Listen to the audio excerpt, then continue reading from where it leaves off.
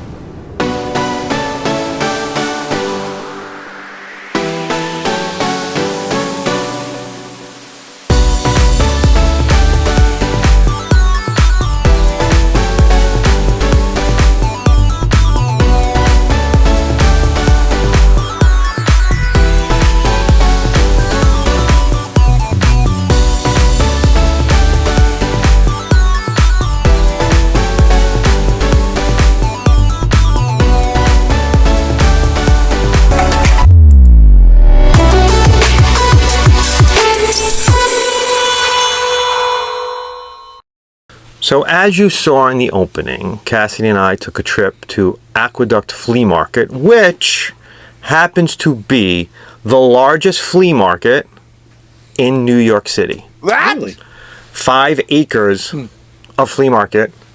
It's about 5 blocks of vendors. It's at 70 Fountain Avenue in Brooklyn, right off the BQE.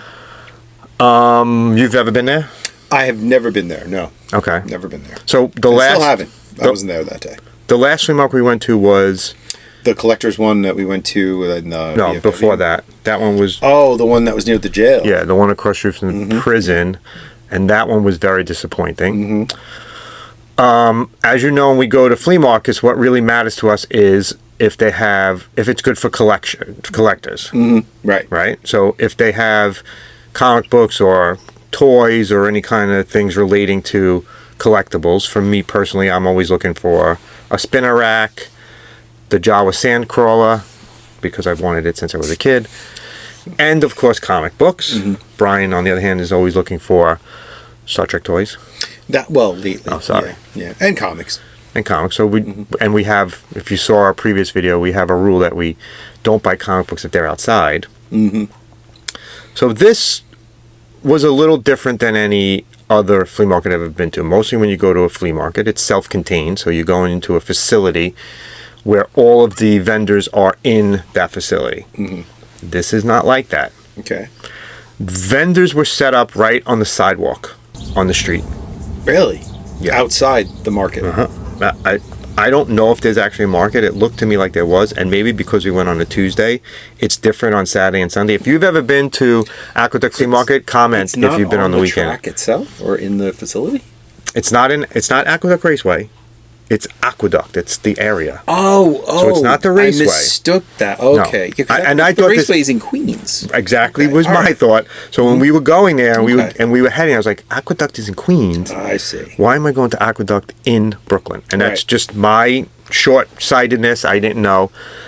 So it's on the street, Fountain Avenue.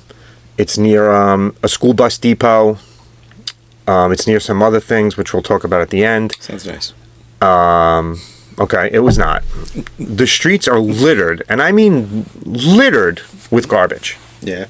So what? It's like a warehouse area, right? Like a sort of industrial area. Yes, industrial area.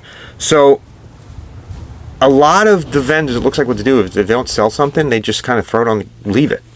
Really? Like broken TVs. Oh my God. Pieces of other things, furniture they were selling. It was really crappy. That's one way to get rid of everything, huh? Brian, I'm telling you, if you guys ever been there, please comment. I want to hear from other people. I want to see if anyone has had a good experience at Aqueduct. we did not have a good experience. I mean, as far as collectibles, they had like one table had old records, but honestly, most of the stuff was just junk. Like it looked like they grabbed stuff from the garbage and put it out there, like broken up Barbies, a lot of really cheap clothing. Yeah. It was not a really good experience for a collector. So if you're a collector, it's collector's hell. Don't bother going to Aqueduck Flea Market. If you are looking for used clothes or old sneakers, or of course, what did they of course have? Tools. They had tools. But I couldn't get past how dirty the streets were. Like dirty, just garbage piled up, and it looked like people were selling. One group was selling out of like an old RV, and it looked like the RVs parked there all the time and just filled. Like they go around in neighborhoods and get garbage. We kind of saw that a little bit in that one that was across from the prison too, where you had sort of the storage units that were just packed with stuff, and they were just selling whatever, And again, a lot of tools. A lot of products that look like maybe they were taken from a warehouse. But that's what this looks like. Like, Like if you were to throw away a toy in front of your house right now, that someone from this flea market would come and pick it up, and they'd be selling it tomorrow. And it was like I was expecting anything. And listen, my daughter bought a pair of jeans, cheap. Clothing was cheap, and there was quite a few people walking around, and it was spaced out over like 3 or 4 blocks, and it was really hot out. It was a long drive for us. Yeah. It wasn't easy, and it was just a complete and total waste of time. And it's funny because when you drove about a block or 2 away from there, I saw the biggest Amazon facility. 4 buildings, 4 super huge buildings. Yeah. And if you go another block from that, it looks like they're really rebuilding the area where they have like new restaurants and they're putting in new shops. So I'm thinking if they rebuild that, this flea market is maybe it'll be gone, but it'll change over to something. Maybe on Saturday and Sunday it's more crowded and there's more people there. But it was like, and there was guys cooking out there. They had like, really? Could you buy food? Yes, I did not. No.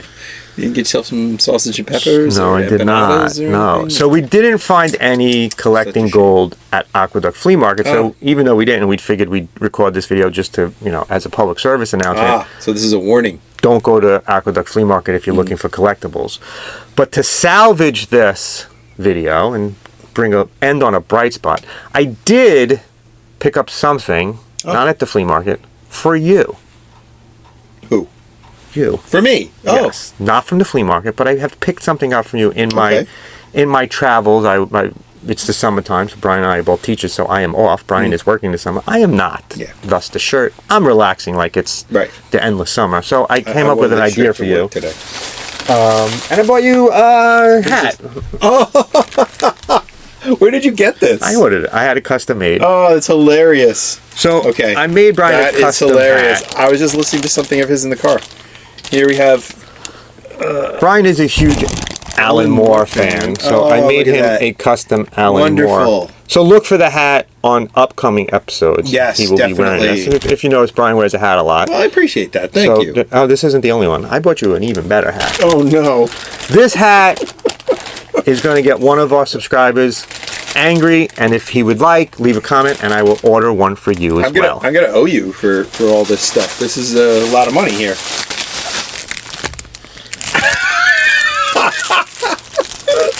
Okay, if you guys have been watching, you know my affection for Brian loves Skate Man. The terrible comic Skate Neil Man. Adams Skate Man. There it is, Skate Man. I believe that Brian is the only person to own a Skate Man hat. I definitely am. We have one of our viewers has a Skate Man t-shirt, and he owns 5 copies. Brian only owns 2 copies, so Brian's going to try to go for the record. Yeah, I got to go with 6 copies now. 6 copies. So now he has the Skate Man insane. Hat. That is so we figured, even though this episode we couldn't provide anything from Aqueduct, I picked up some stuff for Brian. And one more?